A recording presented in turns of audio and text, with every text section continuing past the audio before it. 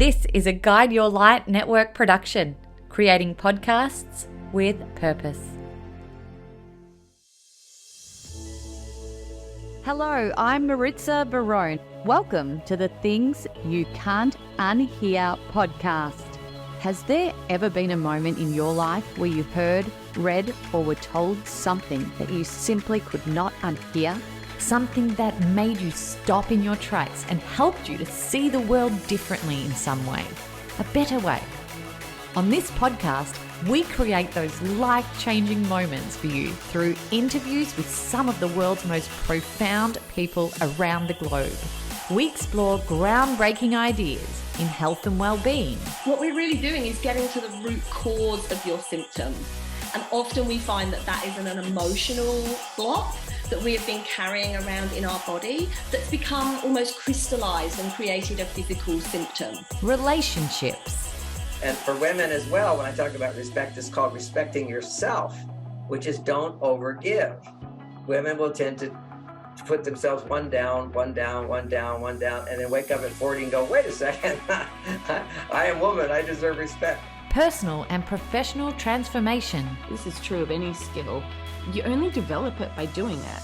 And so, if you don't get out there and just start doing it and being a bit rough around the edges at the beginning, you can't work on your craft. And so it can't turn into something. Spirituality. Because I think when we know who we really are, we think we're our name and our body and our form and our hair and our clothes and our skin and but when we know who we really are as infinite beings, we're free. And so much more. So settle in. This might just be a big day for you where you hear something that changes your life in the most transformative way. This is a very interesting episode today because human beings are wired to find importance in their relationships, especially in their sexual and romantic relationships. Correct me if I'm wrong. In this chat today, we discuss love, partnerships, sex, and everything relationship related with no holding back, with none other than with Mr. John Gray, the author of the most well-known relationship book of all time, Men Are From Mars, Women Are From Venus. Dr. Gray has written over 20 books, and his Mars-Venus book series has forever changed the way men and women view their relationships. I remember reading it in my 20s and learning that women thrived on communication and men needed time alone in their man caves to re-collaborate when they were under pressure, which was a bit of a game changer for me and, of course, many others who learnt those important insights. In this episode today, we talked to John about lots of things, but in particular, how hormonal levels play a huge part in how we feel in our relationships, how we can use our relationships to create balance in our lives, how we can stimulate the right hormones in our partners to maintain pleasure and excitement and not need newness, the key to strong communication between men and women, plus John's step-by-step tips for good foreplay that creates ongoing desire. You don't want to miss that part. There's so much more in this. I must say this chat may be a little controversial at times, especially in this day and age, and also depending on the type of relationship you're in. So parts of this may or may not resonate with you, but as I always say, take what serves you and leave behind what doesn't. I would love to hear your thoughts and your biggest takeaway from this conversation today with John Gray. Welcome, John Gray, to Things You Can't Unhear. So great to have you here. Thank you so much. I'm happy to be with you. Congratulations are in order for you. You have become a grandparent today. Today. How exciting. Wonderful new life coming into the world. That's correct. It's an amazing experience. Wonderful. Well, again, thank you for being here. It's funny. I want to start the interview because in this way, because just last night I watched Eat, Pray, Love with Julia Roberts. Are you familiar with that film? Yes, yeah, many years ago, but yes, familiar. Yeah, I hadn't watched it for years and years and years, and I had this calling to want to watch it again. And it's funny, the first scene, she has an opportunity. She's narrating this scene, and she has an opportunity to meet a guru or a swami, and literally ask him anything in the world that she can ask him. And she could have been asking about humanity, her career, her health, anything, but the only thing that she wanted to ask him was about her relationship. And she said, we are wired this way. We just love, and this is where our interests really lie as human beings. And I'm sure you are a testament to that in the work that you do. Certainly. I mean, it's a priority. Men don't always realize it, how important relationship is, but as they mature, they realize that. And, when you talk about eat, pray, love, I just heard those words. And we're going to talk today about male and female, of course. And the hormone of relationships is estrogen. And women, compared to men, make 10 times more, sometimes 3 times more, whatever their healthy estrogen level is for them. It's much greater than a man's. And for her to feel romantic feelings, that means in love, it needs to double. So when you eat, it raises estrogen. That's why we like to eat. Anything you do that you enjoy makes estrogen go up. Anything you like to do, anything you love to do. So eating is a major source of estrogen. And eat, love. What was it? Eat, pray, love, or is it eat, love, pray? Eat, pray. And I think historically women lived in a culture that believed in God and depended on God. It was like ingrained in people from childhood. So they always felt that they had support. See, food supports us. Anything that we depend on for support produces female hormones. And food does it, higher power does it, and love does it. Having a loving relationship, it could be friendships, it could be children, but to feel the love and do things from love produces estrogen. Whereas just the flip side of that for men is we need estrogen, makes us really happy, no doubt about it. But primarily having a male DNA and a male body, what's required for us to feel happy is a certain amount of testosterone, which can be 10 times greater than a woman's, but sometimes 50 times greater than a woman's. I mean, it's the male hormone. And what's important about that is that when the male hormone goes down below his normal levels, he's going to be somewhat depressed, anxious, irritable, angry, and all that. And when a woman's estrogen levels are down below what they need to be, it's always associated for her of anxiety and depression and sleeplessness. So that's why it's important to have relationships. Relationships can raise estrogen in women, and ironically, it can raise estrogen and testosterone in men if they feel successful. I'm going to go there right now. This is something that I wanted to ask you a bit later on. I'm in my early 40s, and obviously the hormonal side of things is changing for me at the moment. And obviously a lot of other people listening today as well, probably in the same boat. When we reach that point in lives where hormones do fluctuate and change, I know personally I'm a different person in different times at different stages of the month. And you talk a lot about finding balance to maintain healthy and happy relationships with our hormones. In the situation that I'm in the maybe early perimenopausal stages of life, how do we look at balancing our hormones in a way that we can balance our relationships in the same way? Well, we use our relationships to balance. That's the key to it, is having the skills to balance your hormones. And relationships can do that. Now, falling in love, when you first meet somebody, that does it automatically. You get high levels of dopamine because there's newness. Newness stimulates high testosterone in men, stimulates high estrogen in women. But inevitably, always, the brain habituates. That means newness becomes familiar. And things become familiar. You get used to it. You take it for granted. This is the way the brain works. You can't change that. But what you can do is make your testosterone levels, if you're a man, or your estrogen levels for a woman, not dependent on newness. You don't have to have new and different. And that's the great news about this most recent work I've done. I don't know if you've read it, but my book, Beyond Mars and Venus. Beyond Mars and Venus really goes into the hormonal differences between men and women. And when we get a grip on how to stimulate the right hormones in our partners, we can maintain that connection and that attraction and for a lifetime. That's possible, but we need new information to do it. The old world, the culture put women in a situation where they were always dependent on men, dependent on God, and dependent on their circumstances to feel safe.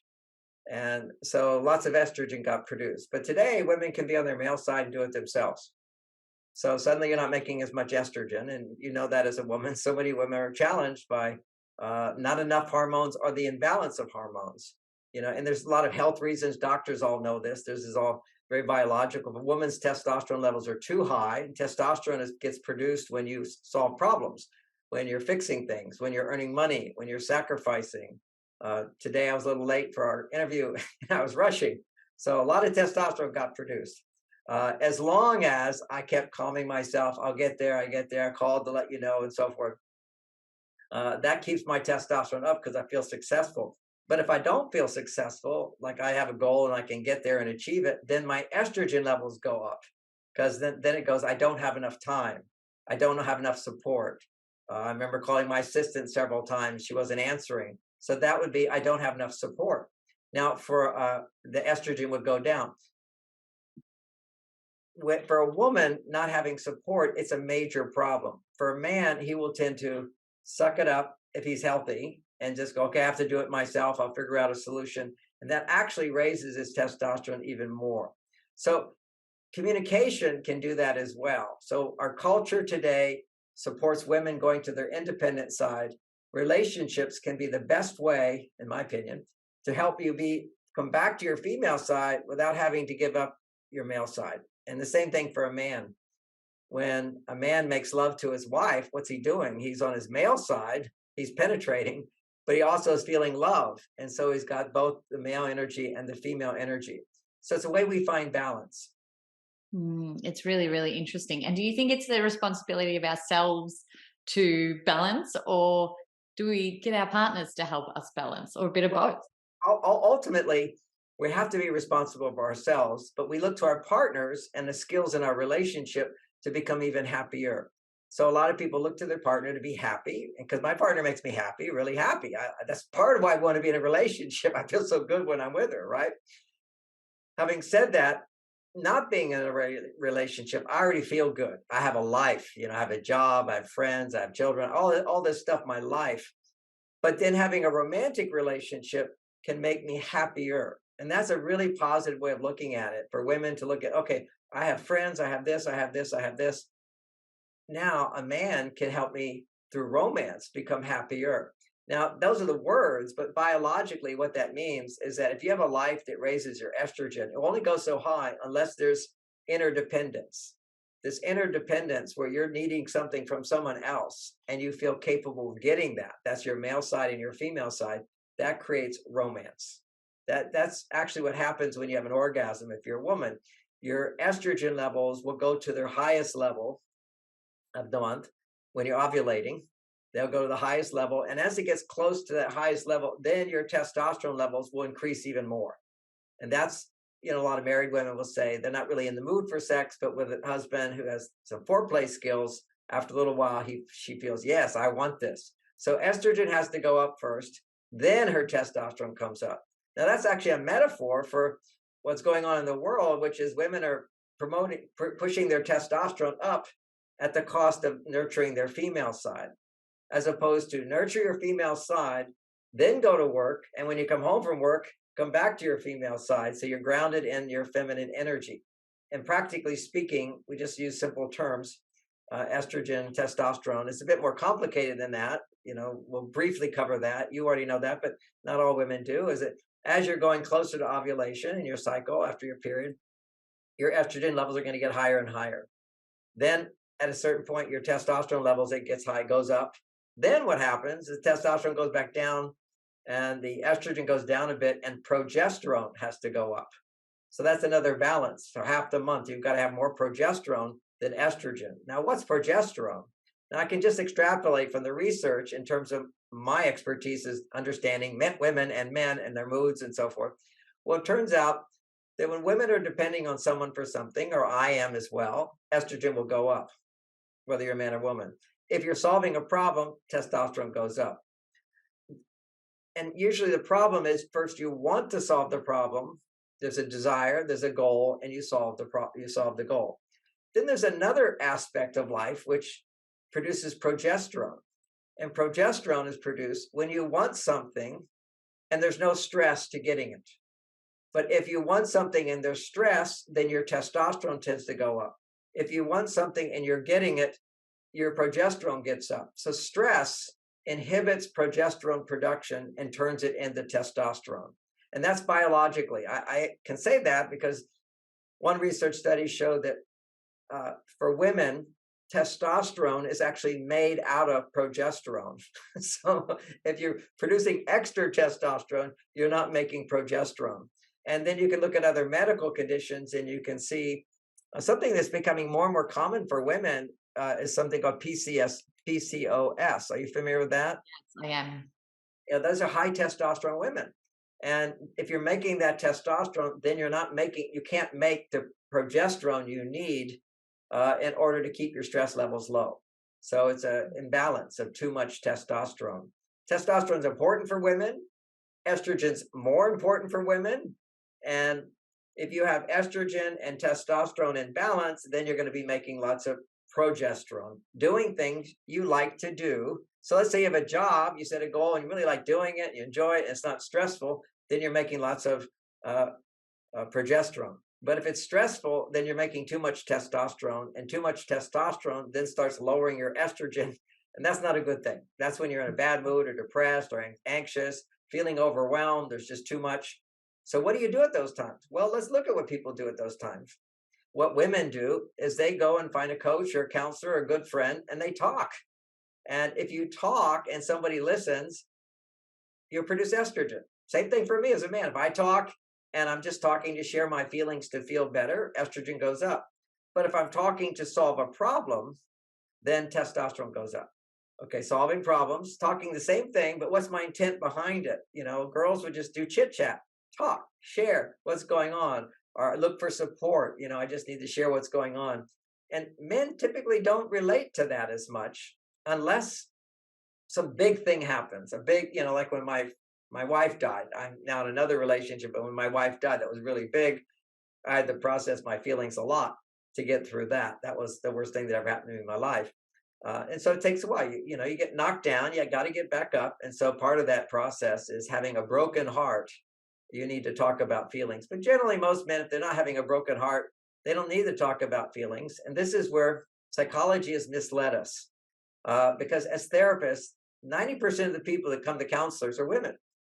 So we have the experience, oh my, I can be a good listener. I can help her understand her feelings. I draw out with questions. She feels so much better. This is some magical thing. So we assume that's the magical thing that men need. And then from there, we extrapolate from that as psychologists. And we say, oh, why do men have so many problems today? You know, it's a big deal with men procrastinating, depression, drug addiction, a lot of problems more so. I wrote a whole book with a friend, Warren Farrell, called The Boy Crisis. We show all the problems that boys are having, men are having, some of the causes of it.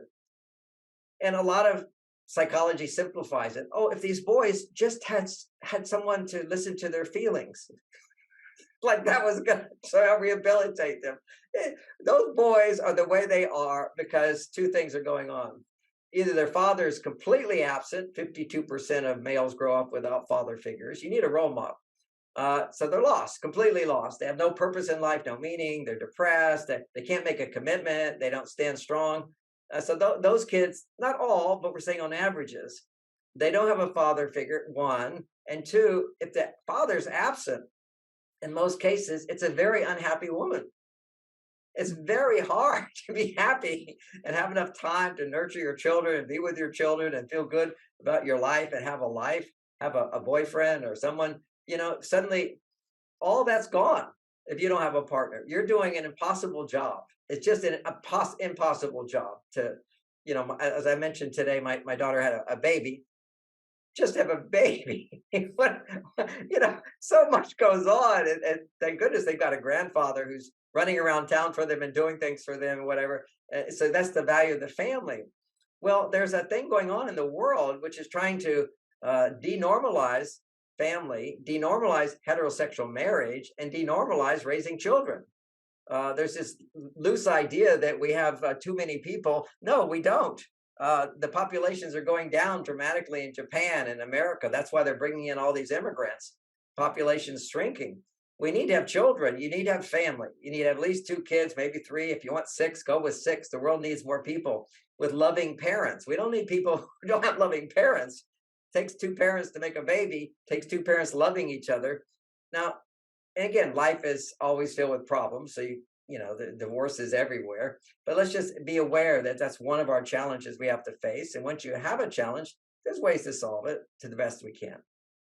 Well, that's another thing that is happening a lot in my age group with the people that are surrounding me is divorce around the early 40s age group.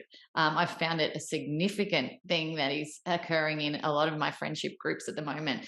Is it this particular age that some of us start to really question where we are in life, and that's why people head in divorce so often at this age group?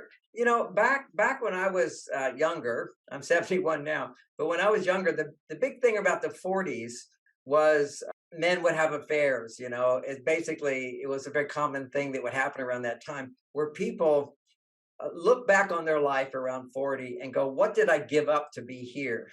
and I want to have, I deserve more. I did all this and I deserve more.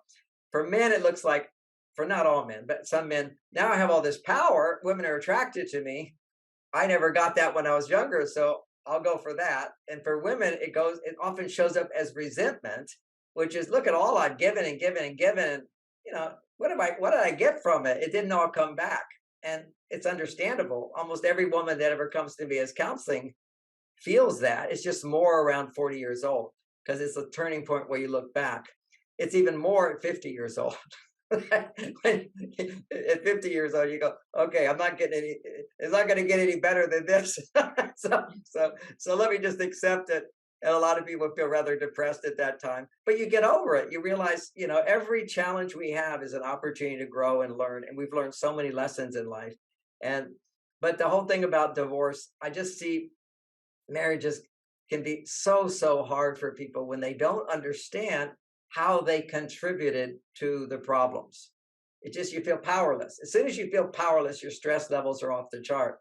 And you can't feel love when your stress levels are off the chart. You're in danger. You don't feel love at those times, unless you're getting support. That's why in all the stories, the woman's in danger and the man saves her. There's a lot of great chemistry there, because he feels, I can do something of meaning to her, of value to her. And she feels somebody has done something of value to me. See, that's the male-female relationship. There's so much confusion now with the decisions in Hollywood, where you make these movies where the women are all the heroes. Oh, we want to empower women. They can solve the problem. It's just, men need to be the heroes. Women need to be the people we serve, we kneel to, we respect. Women need the respect. Women don't have to become like men to get respect. Women deserve respect without having to be like men. But, and I'm not saying you can't go out and be a hero if you want, but it's hard to raise kids. None of those women are raising kids and having a family and whatever, having healthy children as a result of it. So it's hard to schedule our lives. If you just look at biology, remember I said one thing, cortisol inhibits our ability to feel love. Now, what does it mean, our ability to feel love? When you're feeling love, you're able to forgive quite easily. When you're able to feel love, you accept imperfection. When you feel love, you're able to appreciate little things. You don't have to have big stuff. When you're in love, you feel, I trust my partner to do their best. They don't have to be perfect. When you're in love, you feel, I really care about my partner. I understand what they go through, and I honor and respect them. So these are all things that we can easily feel when we're in love. But when stress comes up, we're not in love. You can't be in love at the same time. So again, it's helpful to put this in a simple little frame, which is when women are heart is open, their estrogen is higher to a normal level. And then in love is when it shoots up and even doubles. And for a man, being in love is when his estrogen is going up, but his testosterone is going higher. It's like, I care about her and I will do whatever it takes. That's called respecting her. And for women as well, when I talk about respect, it's called respecting yourself, which is don't overgive. Women will tend to put themselves one down, one down, one down, one down, and then wake up at 40 and go, wait a second, I am woman, I deserve respect. Absolutely. But we have to see both sides share a role in that journey. It's almost like we want to be given the respect without having to ask for the respect or demand the respect. That was an amazing thing you just said. I want to underline it for everybody. Women deserve respect, but they have to know how to set boundaries and ask for it. If a simple practical thing, talking ideas is helpful, but practical. So many couples, because men are now mistrained. Okay, first of all, I'm going to make excuses for men for a minute. Men are taught more and more, you should talk about your feelings. When a man talks, throughout history, men were taught, don't talk about your feelings. If you talk about your feelings, you will become either weak, afraid all the time, you'll procrastinate, you'll put off because you're going to your female side, or you become violent. Okay, always, this is how we taught men not to become violent, which is don't talk about your feelings.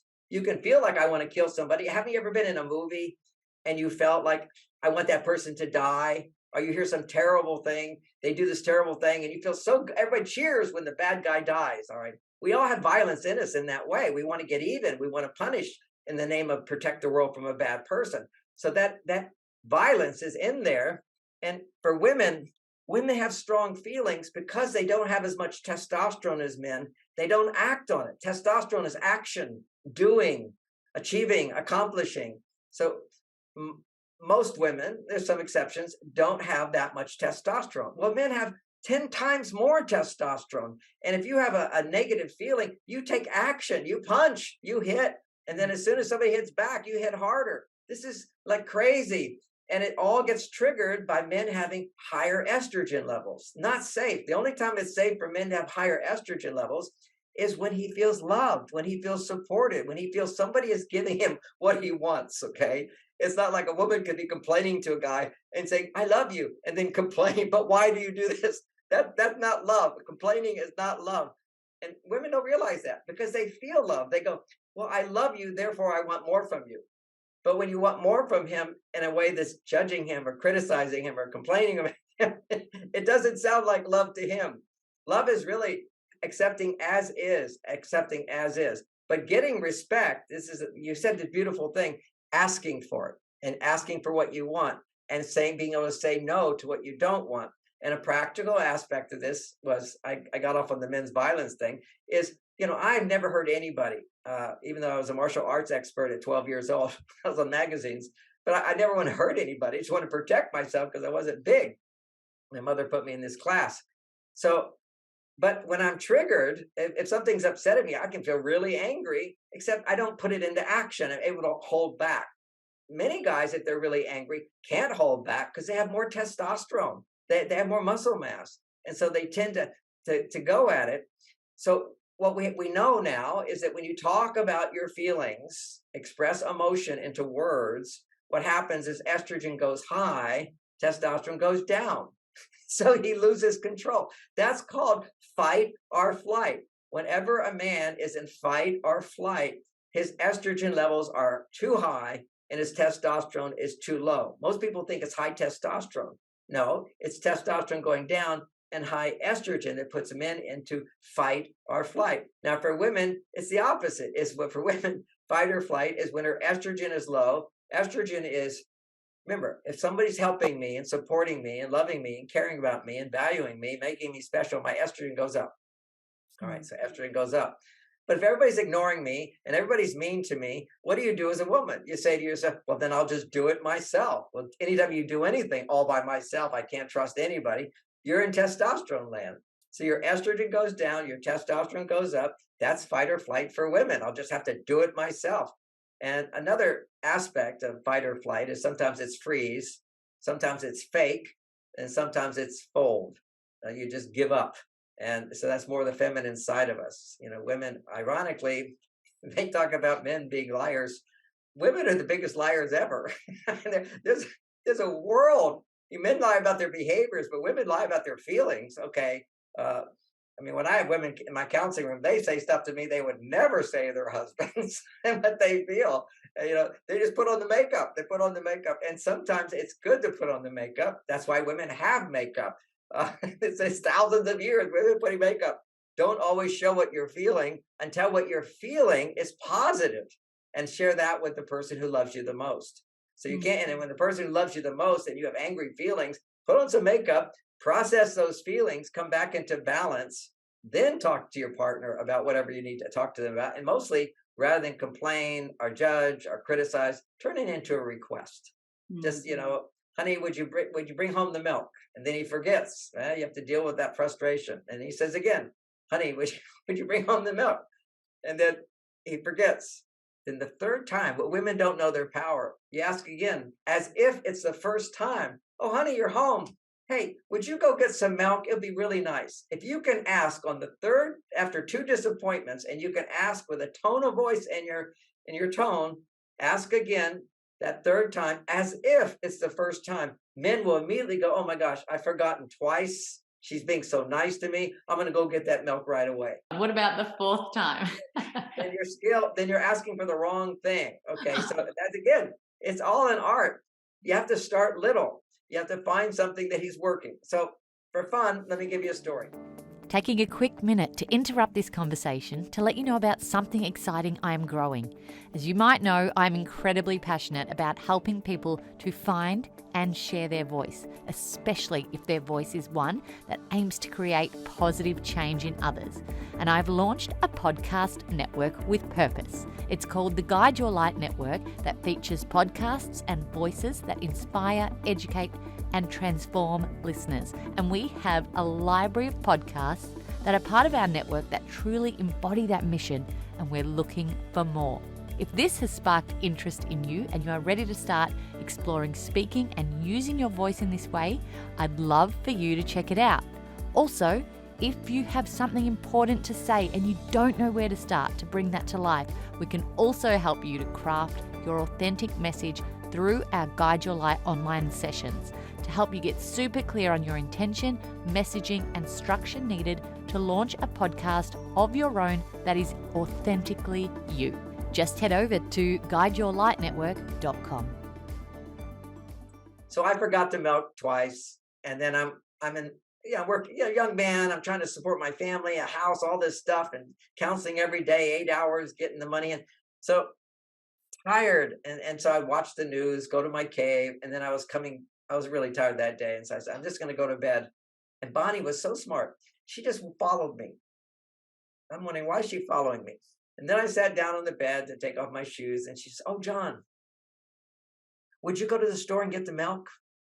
And I'm like, oh, honey, I'm so tired. Are you kidding?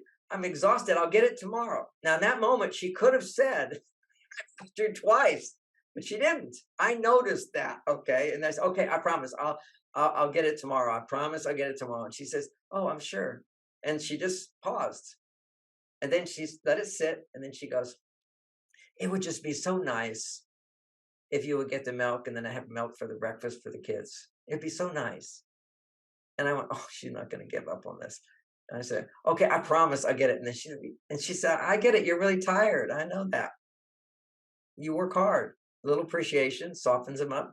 And then you say, she did it twice. She goes, it would just be so nice. I would love it. Would you go tonight? Then what I do is what all men in training will do. They will grumble. Okay, I'll get it. At that point, what all women will do, if they even get to that point of asking nicely the third time, all women, I'll just do it myself then. She will react to his frustration with, okay, I'll just do it myself if it's such a big deal to you, and then resent him. What she did is she just didn't say anything. I said, okay, I'll go. And I remember kind of skidding out my car out the driveway. It was all just instinctive. Men are animals here. So he's pulling out like that. And she was very careful just to say what I told you she said. Then as soon as I'm in the car driving to the store, oh, so tired, I have to go to the store. Why do I have to do this now? At that point, what happens is I'm now doing a task that will make her happy. Whenever man does a task and he anticipates happiness from the woman, Now his testosterone's going up. And by the time I got to the store, all those grumbles, I call them grumbles, were gone. Now, women can't understand instinctively a man's grumbles, because if you turn that situation around, and I said, honey, you've got to go to the store and get the milk, and she's feeling the resentment inside. She goes to the store, her resentment just increases. Yeah, I'm getting the milk for him. He doesn't do anything for me. He can't do that. But men don't think that way. What men do is they get to the store, they got the milk. I remember walking in saying to a woman, hey, where's the milk? She's over there. I said, just getting some milk for my wife. Now I'm bragging about how wonderful I am.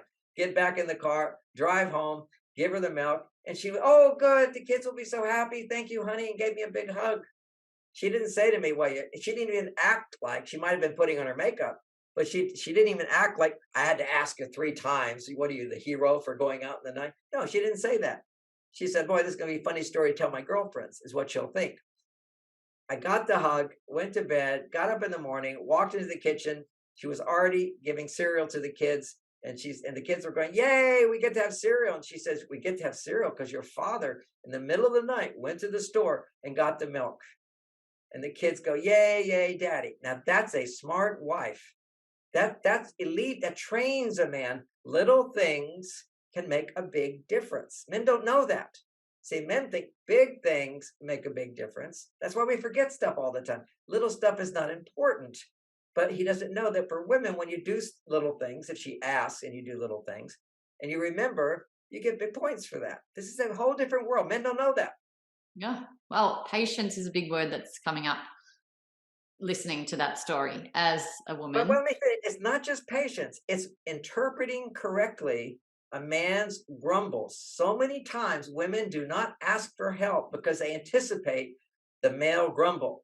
So if you think about a grumble, men and women are different. When women grumble, oh boy, she'll build up resentment with that. But when men grumble, it's like a dog barking and the tail is wagging. Dogs don't bite you if the tail is wagging. You can put your hand in their mouth. Okay, at least mine, they're wagging. But when a dog's not wagging his tail and he's grumbling, that's not a good situation. And that's like a woman. When she grumbles about something, she's thinking, oh, how many times do I have to do this and he doesn't do it for me? And she'll gather evidence all the way. I've done this for him and I've done this for him. Now he wants me to go and do this for him. Men should, and men will often push you to do things because they don't realize when women grumble, it's not good. It's not good. It's not easy for her to let go of it. For a man, it's gone. Out of sight, out of mind. It's done. And particularly if you're training him that when he does that thing for you, you give him a lot of love for it. And that's appreciation and acceptance, the patience part of it. It takes time, But it also takes time for women to learn to do this. This is hard stuff. Yeah, it's really interesting to hear that from a male's perspective, what they feel in that moment with these small little things that arise in a relationship.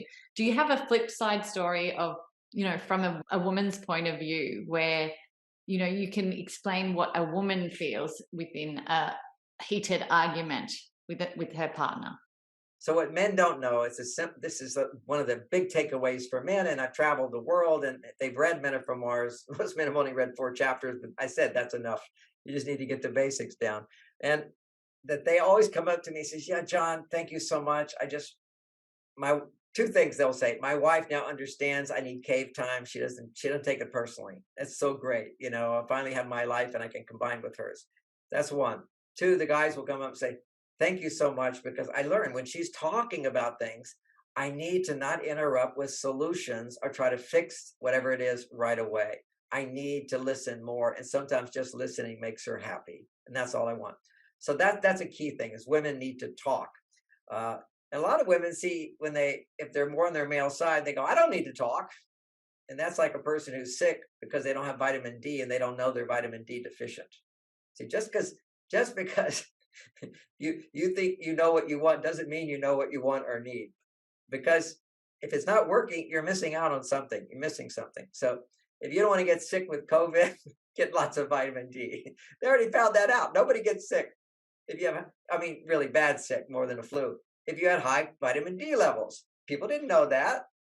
So many women come to me and they go, I'm so unhappy, whatever, he doesn't do this and doesn't do this. I go, no, you're looking in the wrong direction for love. You need to find what you're actually missing. And what those women who say, I don't want to talk, they're missing the awareness that if I can share my feelings, my vulnerable feelings with my partner in a way that doesn't sound critical of him, in a way that doesn't sound critical of him, and he hears me, I'm going to be stress free. It will lower my stress. The same thing that happens. And I'd recommend every woman to go to a good therapist or coach or counselor just to experience this part of them. Unfortunately, those are the women who think I don't need to talk. But there's so many today. They come home, I'm too busy, I have to do this, I have to do this, and they don't share. And if they do share, they only do it surface. See, there's levels of sharing. There's the level of what happened and what didn't happen as a complaint. That's just in your head. There's no feminine energy in that. Then you say, today this happened and I felt something. All right, that's the next thing, is you feel something. Then the next level down is, I felt this and I was sad, or I was frustrated, or I'm afraid. When you can say I'm afraid, or I'm sad, or I'm disappointed, or I wish, and share that, it gets a man's attention. Now, it will get a man being defensive if it's about him, like he's hurt you. Just like so many women, they build up their stress levels, and then he ignores her. You hurt my feelings. Okay, no, he didn't hurt your feelings. You're overly sensitive today. You're overly vulnerable. Don't blame him for that. You can say, look, don't talk to me like that. That's fine. But don't blame him for your hurt feelings. Don't blame a man for any of your feelings. They're your feelings. That's what we're trying to wake people up to realize. And then again, in psychology, misleading people. They think that if you put I feel in front of something, you can say anything. I feel you don't love me. I feel that I feel I can't trust you. Okay, these things are like, just because you say I feel, like he's not going to feel blamed or criticized or rejected. No, this I feel is a dangerous statement unless you become really good at it. So the way you get good at it is you share the feelings you have when you're not with your partner and that don't have anything to do with your partner, then he can listen to it. That's what I learned as a therapist. See, women are always talking to me about their feelings, and I really help them go deep in it. They feel really hurt because they're not complaining about me and they're not asking me to change. So I have so much compassion. Over time, I then learned to be able to do that for my wife, even if she was complaining about me. But that's a big, huge thing. Men aren't used to, historically, women complaining about us, nagging us. Certainly would happen, but nothing like today. Why?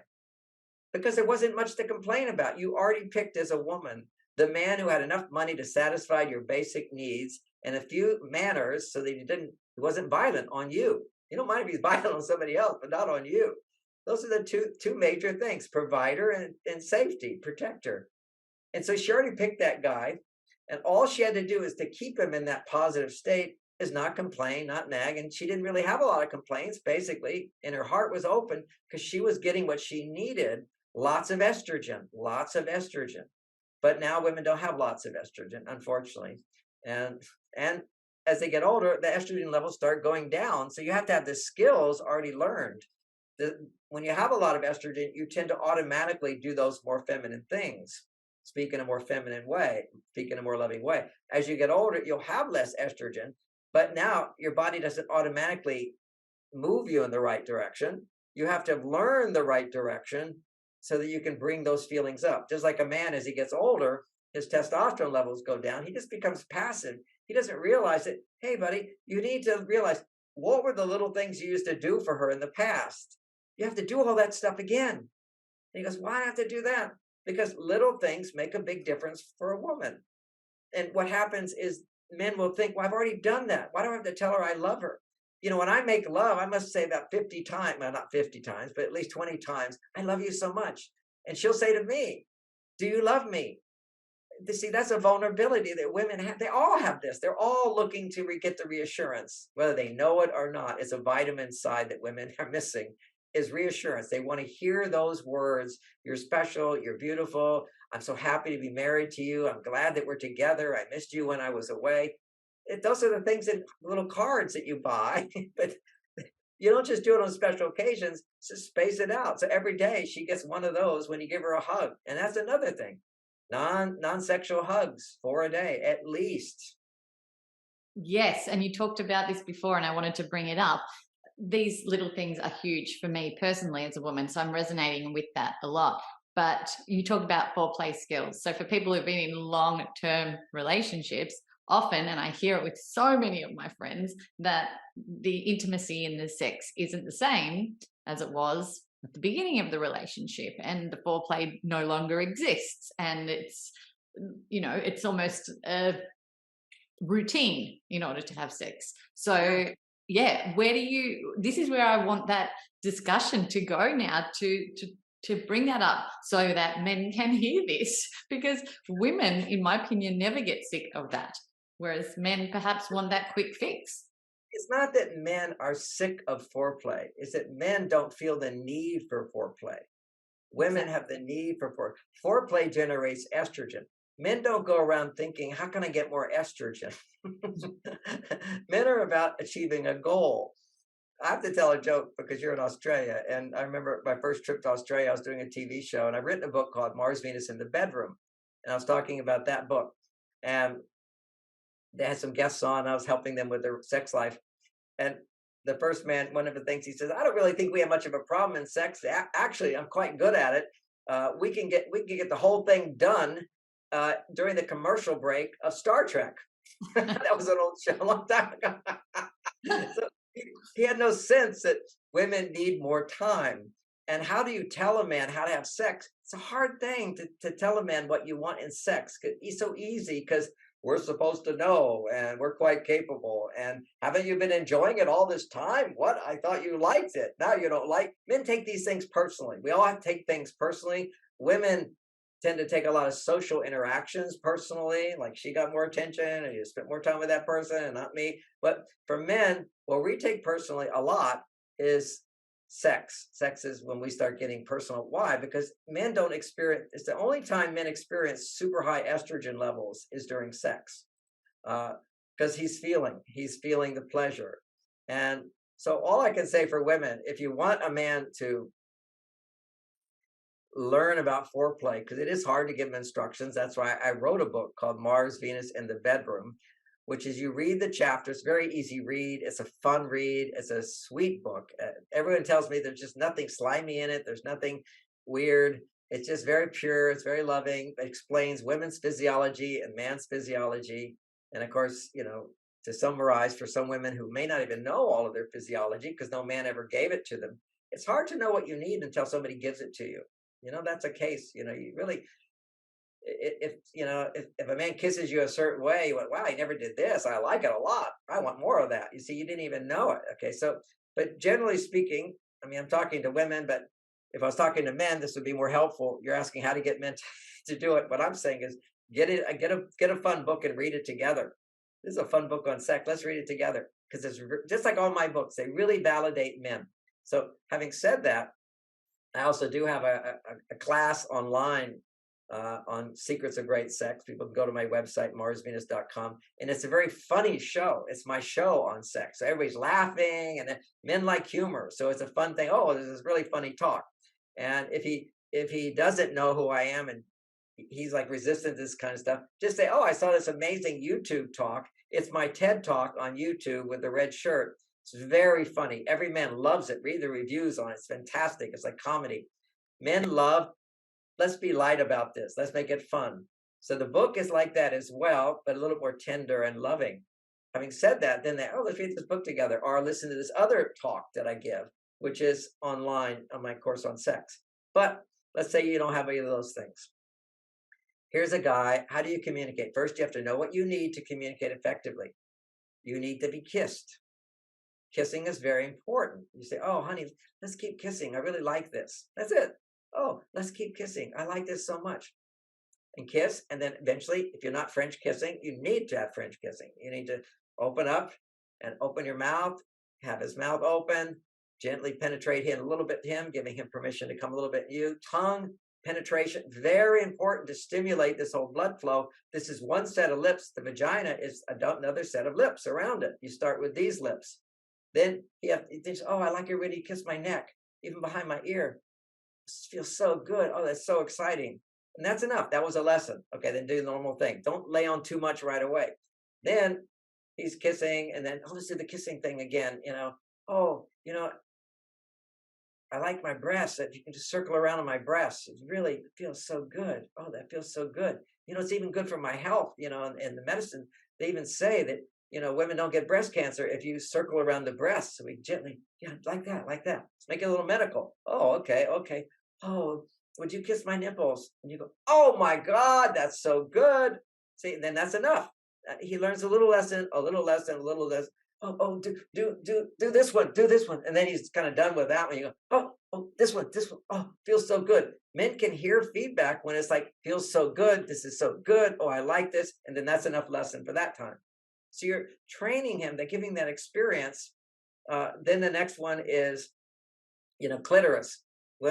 Most women need a lot of clitoris stimulation, but this is where women have to learn, is because they don't have a man who has good foreplay skills.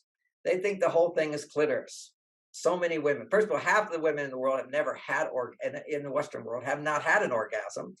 Then the next half of those can only have an orgasm on their clitoris. And the other by themselves, doing it themselves with a vibrator. And that desensitizes, by the way, your ability to have an orgasm with a man. And then there's only a quarter of women have actually had an orgasm with a man in the room and touching you, And we don't know what percent of those had a vaginal orgasm. Now, Freud talked about clitoral orgasms as immature. Vaginal orgasm is mature. There's no question that was true. But because so many women had never had a vaginal orgasm, or a man couldn't last long enough to give her a vaginal orgasm, and it's not even so much lasting so long, it's doing all the foreplay. So the blood flow can get down to that little clit and then go inside to the G spot, which is on the other side of the clit, just the two sides of the clit.